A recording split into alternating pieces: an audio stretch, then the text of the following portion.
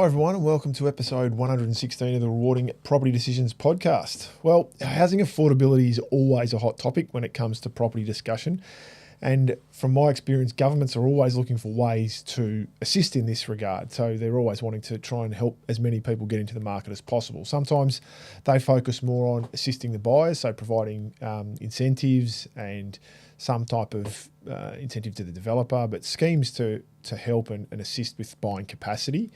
And other times they'll look more on the supply side in terms of incentivising developers to build more product but basically trying to improve the supply side of things. Now, there are benefits to both ways of thinking. But at the moment, today I wanted to discuss the latest influence from government, or the attempted influence from government as to the Activity Centres program that the current Victorian state government is focusing their attention on, and that's very much focused towards increasing supply levels within Melbourne particularly. So what that will do is focus more on creating property in established locations, as opposed to what's happened in the past. And what continues to happen with Melbourne is this constant urban sprawl and the geographical size of Melbourne getting bigger and bigger. But with that, the need to consistently and constantly increase the infrastructure, and whether that's around public transport, roads, that sort of thing, it's at great expense to the government to continue to have to do that. So they're looking to try and create property availability within already established infrastructure locations, hence the activity zone. So from their perspective, their aims, and some of the stated aims, are that they want to focus to build more homes around 60 train and tram zone activity centres across Melbourne, with the objective to build 300,000 new homes by 2051. Within these activity centres. So that's what we wanted to focus on today. So first off, from the government's perspective, what is an activity centre? Well, they've defined it as a vibrant place where people shop, they work, they access public transport, and connect with family and friends and generally live their life. Now, there's many of these across Melbourne, and they range in size and from service offerings. So from a starting point, they can be small centres that are situated perhaps around local train stations. The slightly larger ones are focused more around perhaps shopping strips around local high streets, that type of thing. And then the larger ones are based more around universities and big shopping centres, that sort of thing. So what I thought we'd do today is many of you will at different stages of life, for different purposes and for different meanings, have conducted SWOT analysis on different things. So that's what I'm going to do today, a bit of a SWOT analysis on these activity centre programs that the state government's planning, and whether or not they're something that should be investigated further, or perhaps whether or not they're not necessarily going to have the success that they're hoping for. So first off, obviously, is a strength. And I think the big thing with this is the utilising of the existing infrastructure, which is the main aim and the main objective of this. And as we said before, that attempts to avoid Melbourne's constant and ever-growing urban sprawl on the outskirts of the city. We've got a hell of a lot of land surrounding Melbourne, which not all capital cities have. So that's allowed for that constant urban sprawl, and it's meant that farm owners and things on the outskirts of Melbourne have done quite well when there's been rezoning of land, and developers like it because it's relatively affordable from that point of view as well. But the further that people have to go out with this, it's not just the infrastructure, it's then the time spent commuting to locations, because in a lot of these areas, they don't have the infrastructure, they don't have the employment opportunities.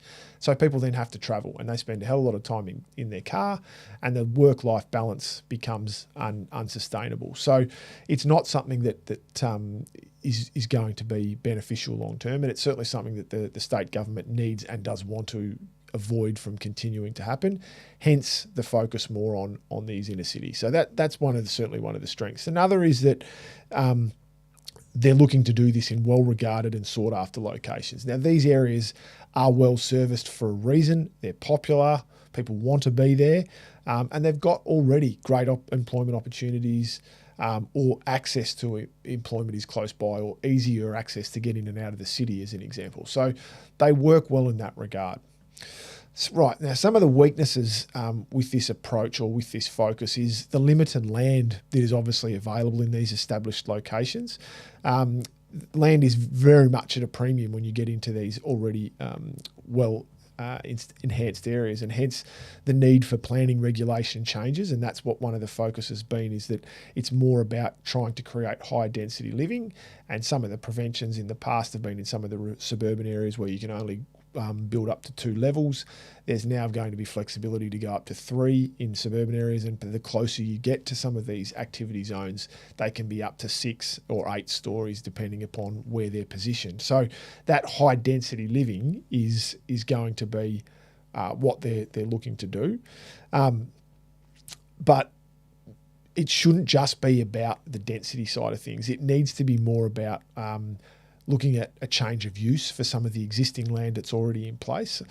So you need to take into account other factors, but if you're converting perhaps industrial land or commercial land to a residential use, it might enable different types of construction rather than focusing purely on the high density living.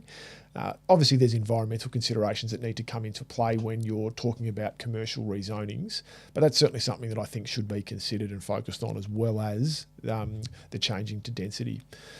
The other thing that I'm very mindful of in relation to this is that the services are not going to be able to cope with the existing population or the increased population above what's there at the moment. As you said earlier, it's easier to increase train numbers than it is to increase a train line. So that's part of the focus, and I think that's not a bad thing. But it's never going to just be that simple. It's not just about the train lines when we talk infrastructure. People focus a lot on public transport, but infrastructure is not just that. It's roadways. And if anyone has driven around Melbourne in recent times, you'll know how bad the traffic congestion is. And by bringing more people into areas that are already pretty tightly congested, it's just going to exacerbate that problem. Now, the idea of being close to public transport is to hope that people won't use cars, but there's going to be, by nature, an increase in car and commuting from that in these locations. So it's something that needs to be mindful of, but it's, again, not just cars either and roads. It's schools, it's public open space, it's shopping facilities. All those sorts of things will need to be expanded for an increase in population. So that's things that we do need to take into account. It can't just be utilising an already existing infrastructure.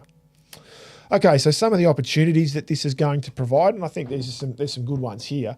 By increasing supply, supply limits, the potential for growth of similar type properties will be eased. So it's going to have, if you increase similar types of properties in these locations, so for example, apartment living, it's going to continue to modify apartments and the pricing of apartments in these locations. Now, bearing in mind today's discussion is very much about affordability. It's not about investment, because obviously from this perspective, it's not what you would want as an investor. With an investor, you're wanting properties to continually increase in value, to build equity, build wealth, that sort of thing.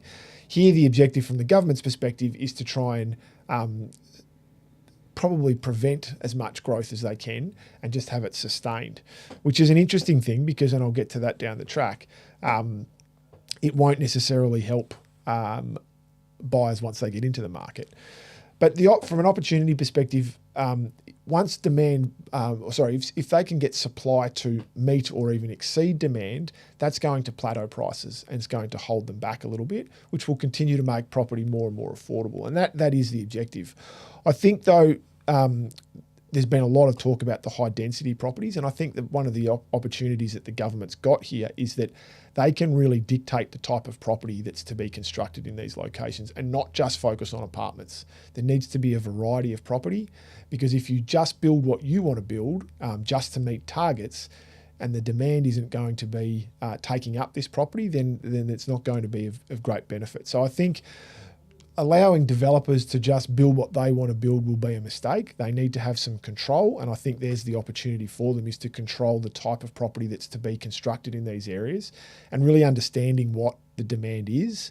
And it's most likely in a suburban location not going to be 1 and 2 bedroom apartments. It's going to be larger 3 and 4 bedroom apartments or townhouses that are going to suit younger families, that type of market. So good opportunity there for the government to have a bit more of a say and to dictate more what's needed rather than what's wanted by a developer. And utilising appropriate land for its highest and best use. So I'm big on this in that particularly in some of these suburban locations, there's a lot of mixed use type developments, whether it's commercial, industrial, retail, that sort of thing. And in a lot of instances, that's no longer the highest and best use of that type of property. So for example, light industrial in some of the inner suburban locations, by nature, a lot of industrial uses need access to transport, that sort of thing. And it's quite difficult to get trucks, that sort of thing, in and out of the city. So the benefit there is that they're being converted to residential use, subject to, as I said before, environmental considerations and making sure everything's all okay. But what that does is it means that you're getting a more variety of property choices for developers to be able to build, because we're getting a bit more land release, which I think is a really good thing as well. So determining that highest and best use of some of this land and then rezoning it appropriately is a great opportunity for the government to take hold of. Some of the threats is that the wrong type of property is going to be constructed, and I think that's probably one of my major concerns, is that it's that the focus will be too much on just building property and hitting targets in terms of numbers of dwellings being constructed, as opposed to what's actually wanted and what's actually needed. Because there's not a great deal of point in just building property if it's not really going to be taken up. It's more likely in these suburban locations to be targeted at or it should be targeted at young families. Young first home buyers, singles, couples, that sort of thing, are more likely to want to be closer to the city. And there's opportunities there already. So if we're in these suburban locations, it does need to be a more targeted approach to build the right type of property. Developers will build what suits their hip pocket, not necessarily what the market wants, albeit that they do need to still have people to buy these properties. But I think it needs to be more suited to what the government is trying to achieve in terms of housing affordability. And the final one in this threat side of things is around decreasing value and amenity for existing properties. And I think that's of great concern. All buyers, when they are in the market to purchase property, want a property to be as affordable as possible. But as soon as they've purchased the property and settlement occurs and they take possession, they want values to start going up. They want to be able to build wealth. They want to be able to build equity so that they can take steps up the property ladder. And my concern with some of this is that by significantly increasing supply or increasing density in certain areas, which therefore reduces the value of some of the existing properties with overshadowing or changing of the nature of streetscapes, that sort of thing, that prevents that build-up of equity and it prevents that opportunity to take steps up the property ladder. The mindset here needs to be that you're going to be engaging with the existing owners in these sorts of locations, the existing residents, to make sure that they're on board, and it's not just going to put them offside all the way through just to hit a few targets so that you can spruik that. So there's really some really good opportunities here to be had around structuring this the right way, which hasn't always been done from a planning perspective across Melbourne. So I think doing this the right way could be beneficial, but doing it the wrong way could cause even more issues than what we're experiencing at the moment. So hopefully that's given you some insight. We'll keep tracking this over the next few years and into the future, because it's certainly going to be an interesting policy and scheme to monitor. And certainly if there's any updates or other things to note, we'll bring that to your attention as part of the podcast as well.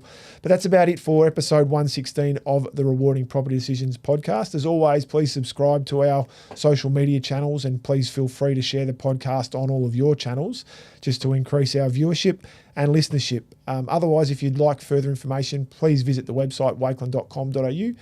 Otherwise, we wish you all the best with your property decisions.